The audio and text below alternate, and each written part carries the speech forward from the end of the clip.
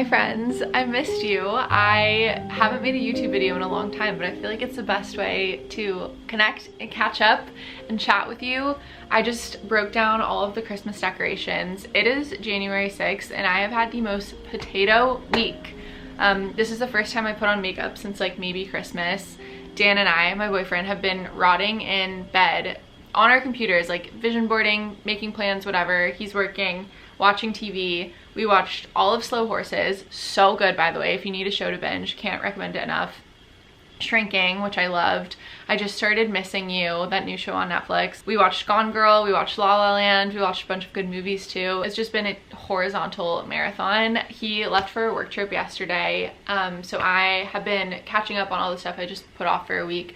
Honestly, it's been really nice to have a slow start to the new year. I feel like the clock strikes January 1st and I'm like, let's go. And it's been really nice to just like kind of have a slow transition. I thought I would answer some questions you guys asked me on my AMA on Instagram, and then maybe talk a little bit about vision boarding, because that's my favorite activity to do this time of year. And if you still haven't done it yet, there is always time and it can be quite fun. The most popular question I got by far was, how did you meet your boyfriend? And we actually met at kickball.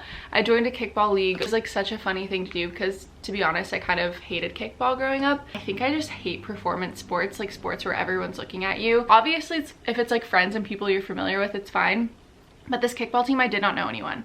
We came in knowing one person, and then we're expected to kick the ball and run around in front of a bunch of people you don't know. So it was nerve-wracking, but it actually ended up being really, really, really fun. I met Dan at the bar after kickball. You go to the bar across the street and you play flip cup for like more points. And I was eating chicken fingers and he came up to me and was like, how's the food at this bar?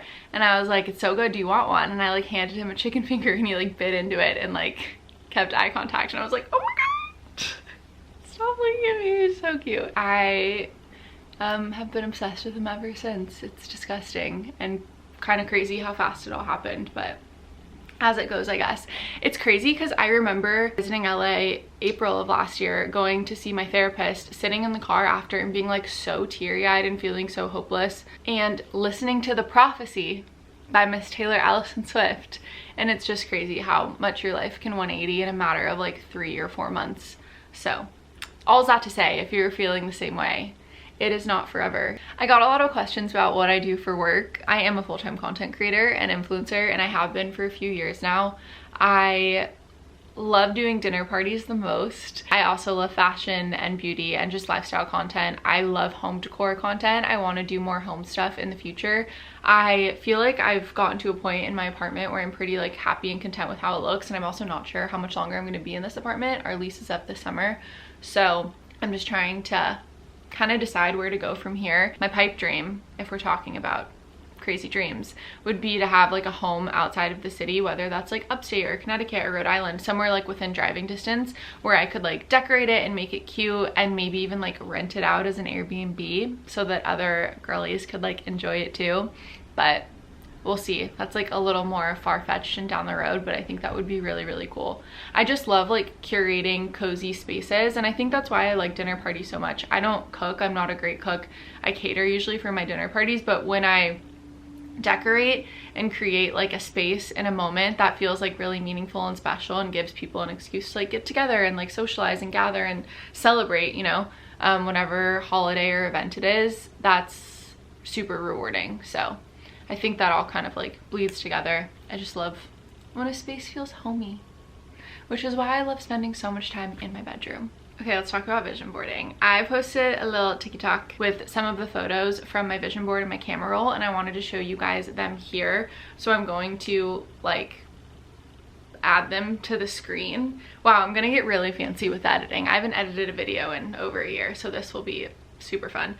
Vision board, camera roll. When I put together a vision board, a lot of the content that I do is like inspirational, aspirational, aesthetic stuff. It's not like I know exactly what this is going to be for and why I'm doing it, but it was like I wanted to have a dinner party that had this vibe, and then I ended up partnering with Dolce Vita for a Valentine's Day dinner party that was almost exactly that vibe. And I think that's a huge part of it, is like you don't have to know exactly what you want, you just have to know what you want your life to look like and feel like.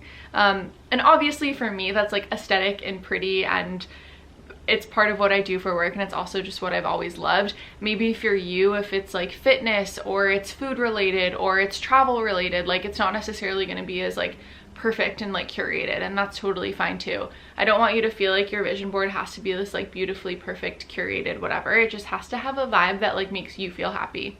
Okay, this one was crazy. I put Sarah Jessica Parker on my vision board as Carrie Bradshaw because I was single and I wanted to embrace my inner Carrie Bradshaw, and I don't know, I just like her vibe, and I feel like she's the epitome of New York. And her team, she had a shoe brand, SJP Collection, reached out to me and asked if I wanted to do a photo shoot for SJP, and I was like, yeah, of course. They'd never worked with like an influencer before on a photo shoot, so that in and of itself was just crazy and cool. And then Sarah Jessica Parker ended up posting the photos on her Instagram of me around New York City wearing her shoes. I was like in what world?